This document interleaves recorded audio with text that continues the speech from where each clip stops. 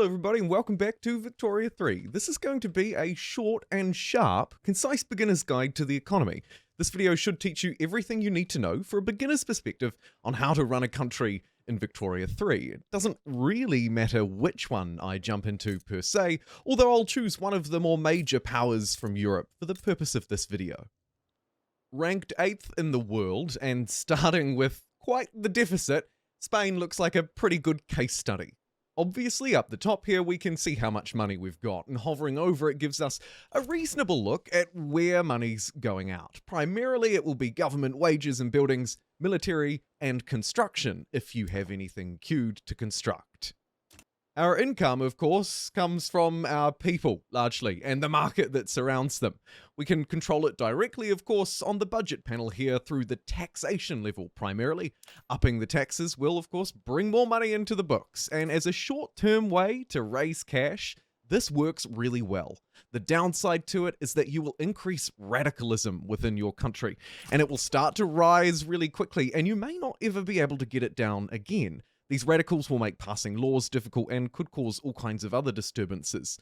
It will also hurt the legitimacy of your government and ultimately the back line or the back pocket of your people. It's therefore beneficial to try and keep the taxes as low as you can, although sometimes it just may not be possible. Next, we could choose to tax people in another way, a more specific way using a consumption tax and our authority. My general advice here is that every time you apply a tax, it will make the lives of your people more difficult. We'll talk about that in a little bit. However, some of these taxes, depending on who you're playing, are really great bang for your buck, like potentially this tax on tobacco here. Alternatively, we could look to tax goods that only target the people in society who are the best off, like luxury clothes. This should keep general goods like grain or services more accessible for the people.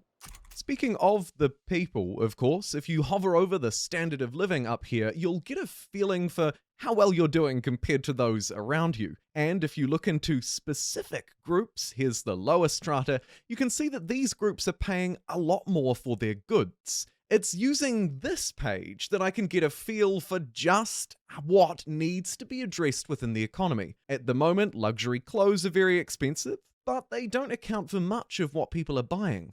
Primarily, they're buying, as you would expect, things like grain, clothes, making up 31% and 13% of their total spend.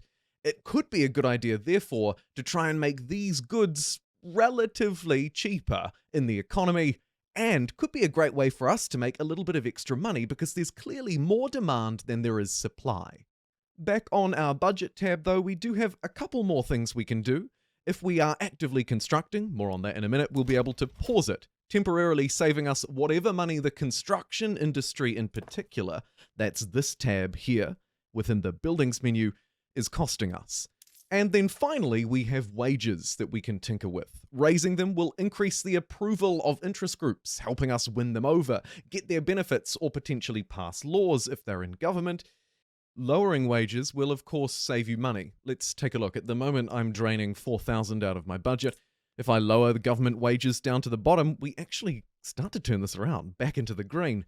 However, of course, this always comes at a cost. Approval, overall prestige. Or for the military wages, you'll cut your training time down entirely. It's therefore generally a good idea to keep these as high as you possibly can. But of course, when times are hard, don't be afraid to strip back and raise taxes if you need to.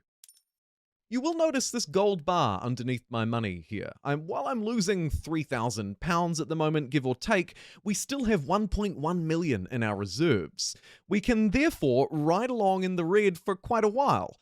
If we burn through our reserves, though, we'll start to incur an additional national expense. That will be interest on our loans. And barring somebody coming along and bailing us out, that will, of course, only get worse and worse. It will snowball. So we want to try and stay away from that if possible.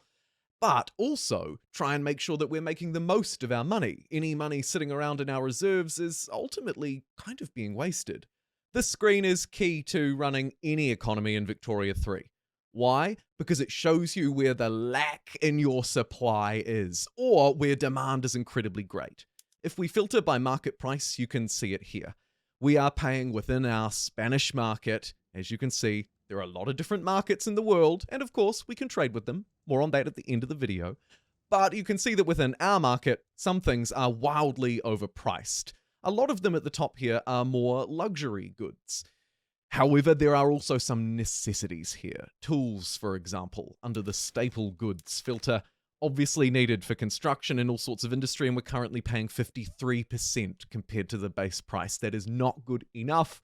Another way that you can read this is by filtering by the balance, or, of course, the buy and sell orders. If your country has a lot more buy orders than you have sell, then this good is in short supply, and you'll need to try and produce some more of it to try and meet that demand.